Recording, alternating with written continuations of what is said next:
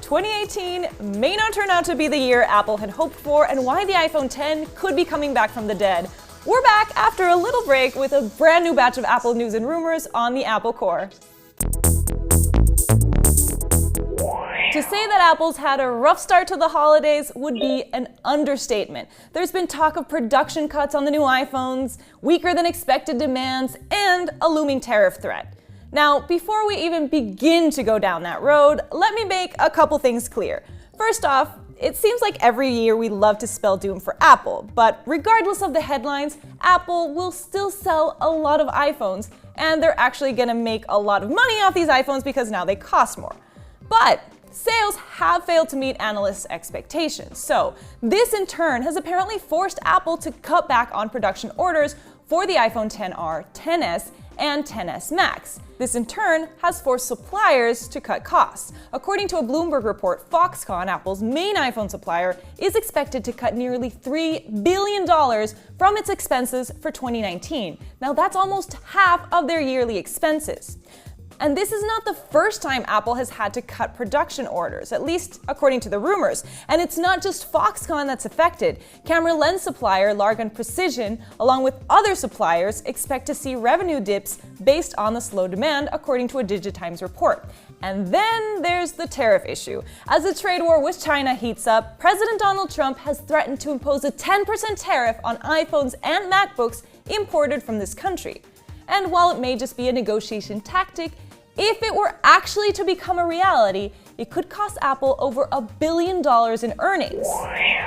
Until that happens, there is a silver lining for consumers in all this: better deals on Apple devices. In what seems to be an attempt to boost demand for its newer iPhone lineup, Apple is currently giving up to $100 more in trade credit for older models. Now, this only applies if you happen to be upgrading to the iPhone XR, XS, or XS Plus, and who knows how long it'll last, but hey, it's a deal from Apple nonetheless, and those don't come very often. Apple is also apparently lowering the price of the new iPhone XR in Japan, which is not common for new devices. Users who sign on to a 24-month contract with NTT Docomo, Japan's largest carrier, could save up to $100 on the cheaper iPhone model. Now, the same Wall Street Journal report also states that Apple has been forced to resurrect production of the iPhone X. This to make up for the unused OLED panels that it had already committed to buying from Samsung for the newer iPhone XS and XS Plus models. Now, with production cuts to those newer models, it's having to make more of last year's iPhone X to fill in the gap. Does this mean Apple's gonna resurrect the iPhone X on the Apple Store? And how much would that cost? We'll have to get back to you on that one. But now let's move on to a little bit of good news about the iPhone. Thanks to a new Intel chip, iPhones could be getting 5G support sooner than we had expected. Now, early rumors suggested that Apple would be slow to the punch on 5G support for its iPhones. This after other phone manufacturers have already started implementing it into their designs.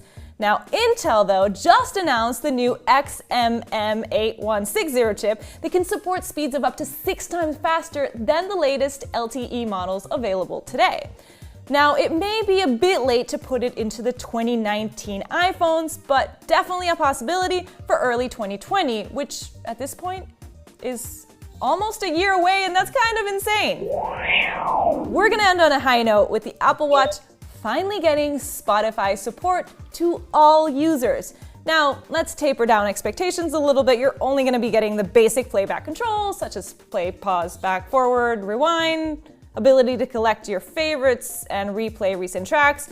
But it's promising. It's a promising start, at least. And as for the future of the Apple Watch, we might be getting a camera. Apple filed for a patent for 2 cameras on the Apple Watch band, which could be used for photos, videos, and FaceTime. Now, it's long been rumored that Apple would support FaceTime calls on the Apple Watch, but we weren't quite sure what that would look like, whether that would be a camera on the watch itself or on the band, as the patent suggests. And now, thanks to the patent, we're getting a clearer picture.